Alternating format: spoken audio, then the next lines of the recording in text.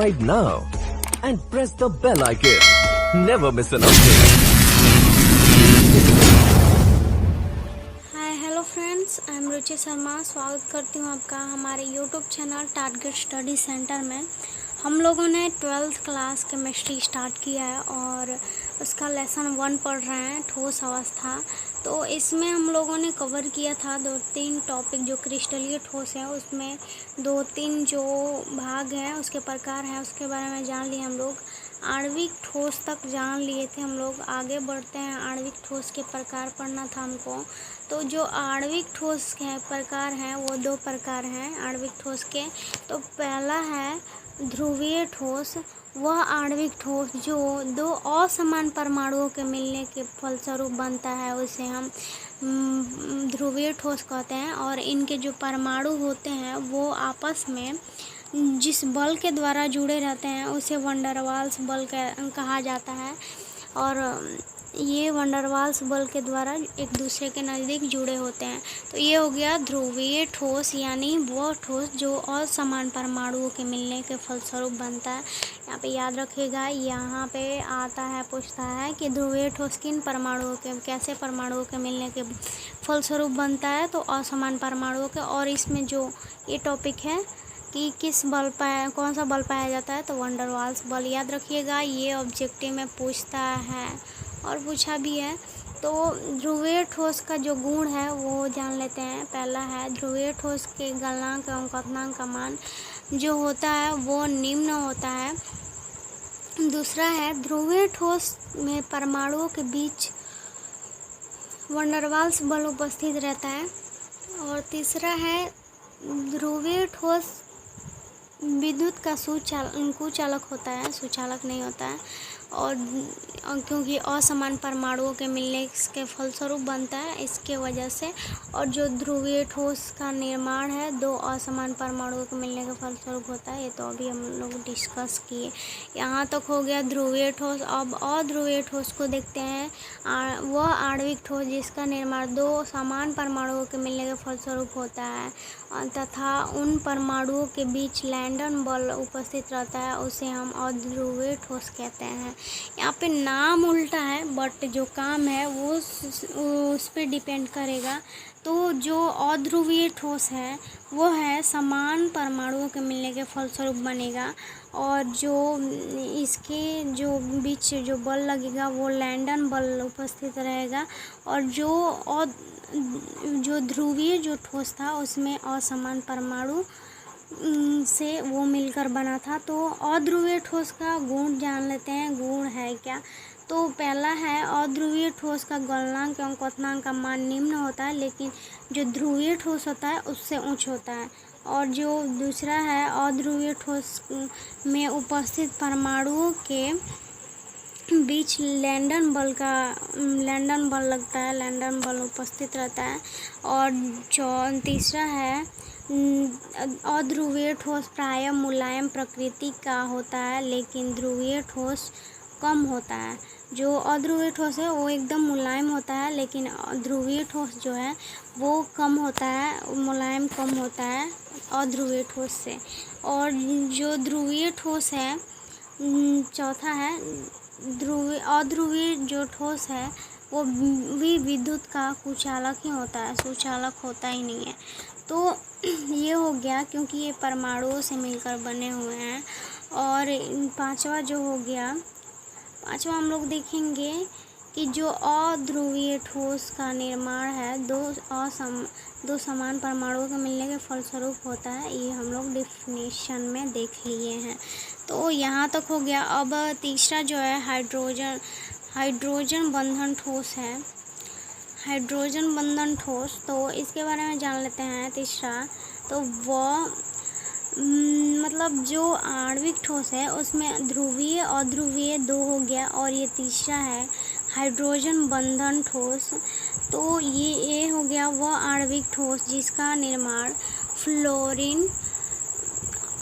Fluorine oxygen तथा nitrogen और hydrogen के मिलने के फलस्वरूप होता है तथा इस प्रकार बने हाइड्रोजन बंधन उपस्थित रहता है। इस प्रकार के बने अणु में हाइड्रोजन बंधन उपस्थित रहता है, उसे हम हाइड्रोजन बंधन ठोस कहते हैं।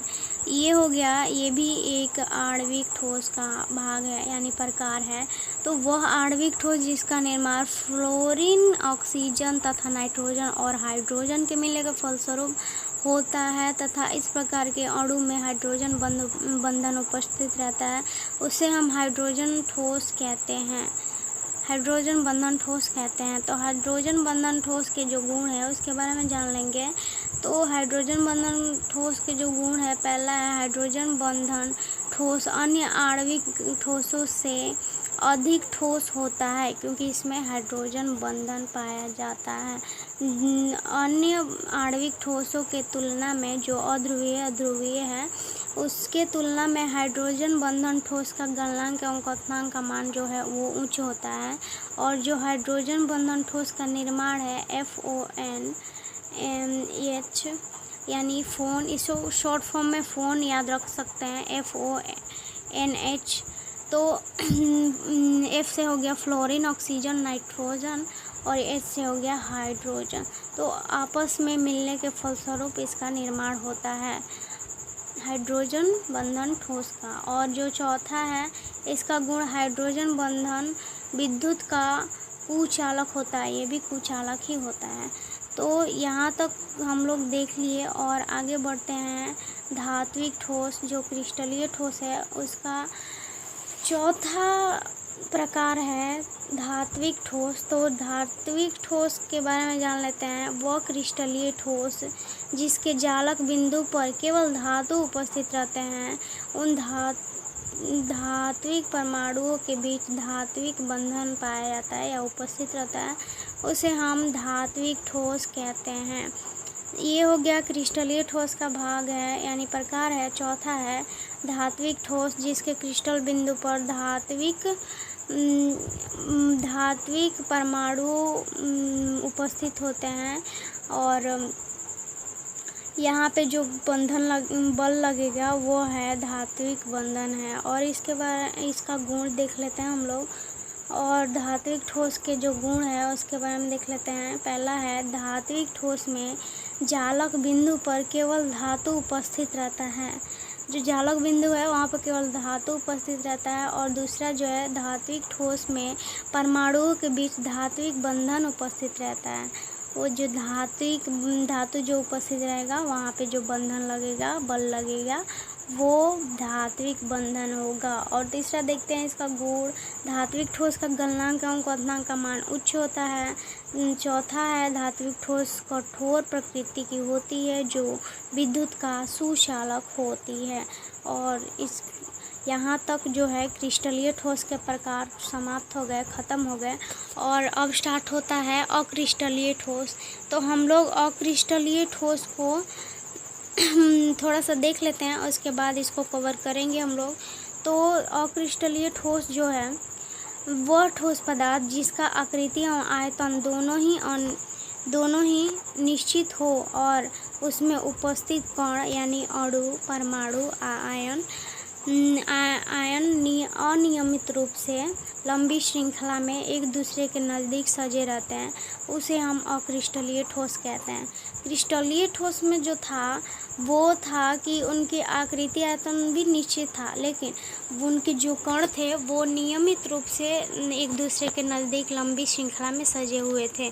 तो यहाँ पे अक्रिस्टलीय ठोस में हो जाएगा कि वह ठोस पदार्थ जिसका आकृति आयतन निश्चित होता है और इसमें जो उपस्थित कण हैं, अणु, परमाणु तथा आयन अनियमित रूप से लंबी श्रृंखला में एक दूसरे के नज़दीक सजे रहते हैं, तो उसे हम अक्रिस्टलीय ठोस कहते हैं। अक्रिस्टलीय ठोस के गुण है, थोड़ा सा फटाफट देख लेते हैं। तो पहला है अक्रिस्टलीय ठोस में जो कण है वो अनियमित रूप से व्यवस्थित रहते हैं, नियमित उनका रूप कोई नहीं होता है। और जो दूसरा है अक्रिस्टलीय ठोस का गलनांक एवं क्वथनांक का मान उच्च होता है। अक्रिस्टलीय ठोस का गलनांक एवं क्वथनांक का मान उच्च होता है। ये तीसरा है, ये प्रायः कभी कभी विद्युत का सुचालक होता है। ये हमेशा हर वक्त नहीं होगा, केवल कभी कभी ही सुचालक हो सकता है।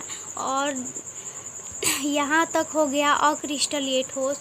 और जो अक्रिस्टलीय ठोस ख़त्म हुआ तो इनके आगे का जो टॉपिक्स है वो है एकक कोशिका, ये भी इसके अंदर आता है।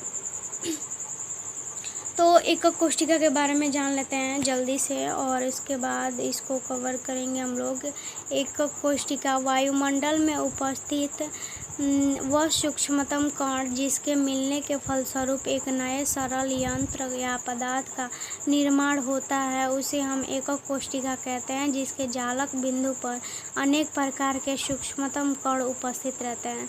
ये इस एकक कोशिका का जो मतलब होता है वो है कि जो वायुमंडल है, वायुमंडल में उपस्थित जो सूक्ष्मतम छोटे छोटे कण हैं, उनके जो मिलने के फलस्वरूप एक नए सरल यंत्र या बोले तो हम लोग सरल पदार्थ का जो निर्माण होता है,